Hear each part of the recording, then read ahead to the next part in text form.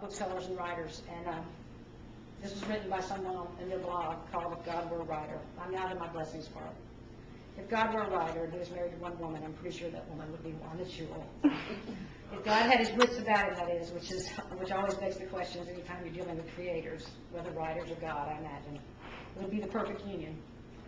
He could stay home, write, avoid people till his big old heart was content. Trust Wanda to do all the footwork. That's what I've told numbers of us writers do already. We hunker down and create alternative worlds. Worlds in which everything goes the way we plan it, or at least thunk it, trusting all the while that when we are done, that Wanda will help us get our books into the hands of booksellers and readers the nation over. Wanda Jewell heads up the Southern Independent Booksellers Alliance. For all you folks who buy books exclusively from Amazon, that likely means nothing to you. But to those of you who know the value of an indie bookstore, Wanda is the woman God put in charge. Saying that Wanda heads up Steve is like saying Billy Graham was a country boy who became a pretty good preacher.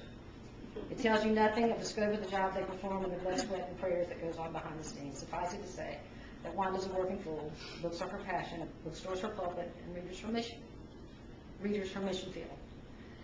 This has been a particularly rough year for indie bookstores with all this anemic economy and a frightening number of people who choose to be functionally illiterate. It seems like indies are competing with to see who can hit rock bottom first.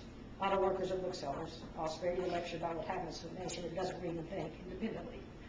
But if you need a refresher course, I'll start with Hitler's Germany. Now comes some more bothersome news. Wanda's been diagnosed with breast cancer. She'll be undergoing surgery next week. It is an opportunity, she said, for her to step into her majesty. I'm praying all the rest of you reading this post will put on your best Sunday go to Eton shoes and help escort Wanda into that majesty. Pray for her strength and healing and laughter. That's something we could all use a dose of right now.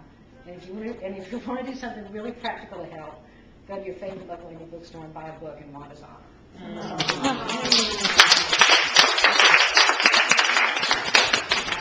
And then, my son sent me this, and I'm going to try to read it without crying. It's called Moms and Dishes. I always think of my mother when I do dishes. For one, she never did them when I was growing up. And I rarely see her do them as an adult. Apparently, although it may be a myth, she washed dishes all the time as a little girl.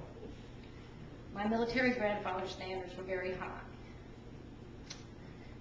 She says that she washed more with her fingers than her eyes, searching for raised pieces or encrusted bits to scrub away.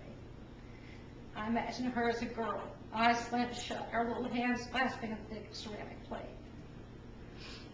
As a result, she has bragged since that in college she would throw away whole sets of dishes and buy a whole new set to avoid washing the old ones. I also imagine her simply scrubbing at the dish I am working on. Water dripping down her arm to her elbow, wiping her brow with the available free hand, setting a plate down, searching the soapy water for another. Soapy water won't do the trick this time. I'm not crying because it makes me sad. My son is amazing. My mother's been diagnosed with breast cancer, and as much as I'd like to scrub her clean for hours the way I would go in an old pan with a billow bag, I can't. It's not up to me, and to my surprise, it isn't up to her either. What always shocked me about the dishes is that in every other arena, my mother is a triumph, an ambassador for free thinkers and the human condition in general. My nose is running. She is the wisest and most authentic person I will ever know. People probably think I say this as her well-adjusted, grown-up son, but I say with no uncertainty that I would draw the same conclusion quickly in a chance meeting of strangers, as so many have. No one is a stranger to my mother. You have known her. She is in the wind, in the air around us. She is a gift in my life, and in every life she has touched. I've said that my mother loves a cause. This is a real cause. There's no doubt that she will breeze through this, as she has most things unscathed and righteous.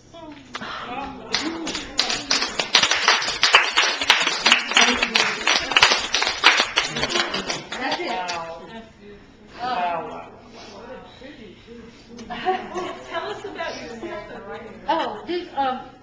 I love to do art projects, and I saved all the vases and all the cards, and this is from my other really ugly piece of crap gown.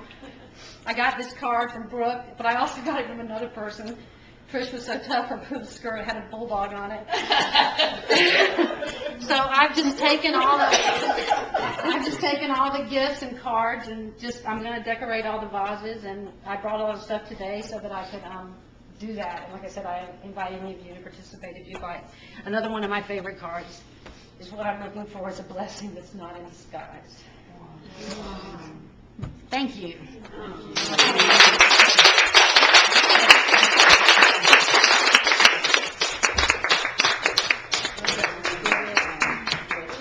I would suggest, since it is so beautiful, to get outside and walk around, and we sort of are finished with our formal sessions. We have plenty to eat.